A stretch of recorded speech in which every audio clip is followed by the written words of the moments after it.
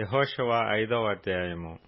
వారు దాటుచుండగా ఇశ్రాయేలీయుల ఎదుట నుండి యెహోవా యొర్దాను నీళ్లను ఎండచేసిన సంగతి యొర్దానుకు పడమటి దిక్కుననున్న అమోరీయుల రాజులందరినూ సముద్రమునొద్దనున్న కనానీయుల రాజులందరినూ వినినప్పుడు వారి గుండెలు చెదరిపోయెను. ఇశ్రాయేలీయుల భయము చేత వారికిక ధైర్యమేమియూ లేకపోయెను. ఆ సమయమున యెహోవా రాతి కత్తులు చేయించుకొని మరలా ఇశ్రాయేలీయులకు సున్నతి చేయించుమని యెహోషువకు ఆజ్ఞాపింపగా, యెహోషువ రాతి కత్తులు చేయించుకొని సున్నతిగిరి అను స్థలము దగ్గర ఇశ్రాయేలీయులకు సున్నతి చేయించెను.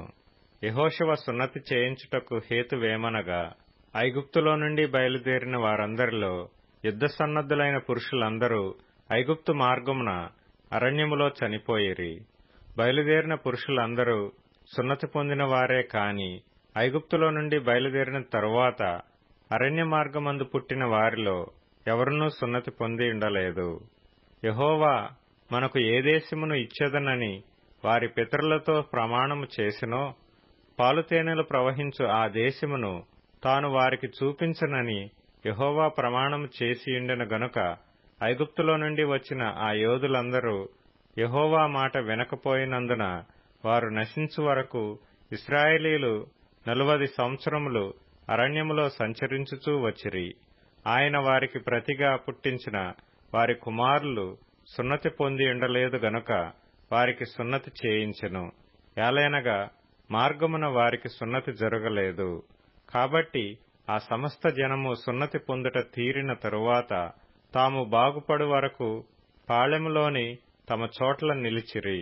అప్పుడు యెహోవా, నేడు నేను ఐగుప్తు అవమానము మీ మీద నుండకుండా దొరలించి వేసి ఉన్నానని యెహోషువతో ననెను.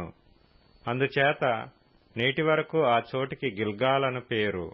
ఇశ్రాయేలీయులు గిల్గాలులో దిగి ఆ నెల 14వ తేదీని సాయంకాలమున యెరికో మైదానములో పస్కా పండుగను ఆచరించిరి.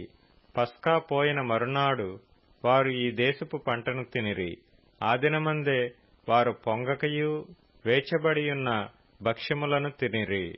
మరునాడు వారు ఈ దేశపు పంటను తినుచుండగా మన్నా మానిపోయెను. అటు తర్వాత ఇశ్రాయేలీయులకు మన్నా దొరకకపోయెను. ఆ సంవత్సరమున వారు కనాను దేశపు పంటను తినిరి.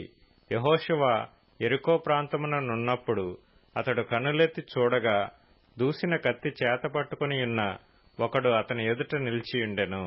యెహోషువ అతని యొద్దకు వెళ్లి, నీవు మా పక్షముగా నున్నవాడవా, మా విరోధుల పక్షముగా నున్నవాడవా అని అడుగగా, అతడు కాదు, యెహోవా సేనాధిపతిగా నేను వచ్చియున్నానెను.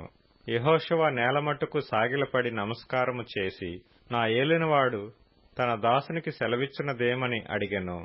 అందుకు యెహోవా సేనాధిపతి, నీవు నిలిచియున్న ఈ స్థలము పరిశుద్ధమైనది, నీ పాదరక్షలను తీసివేయుమని యెహోషువతో చెప్పగా, యెహోషువ అలాగు చేసెను.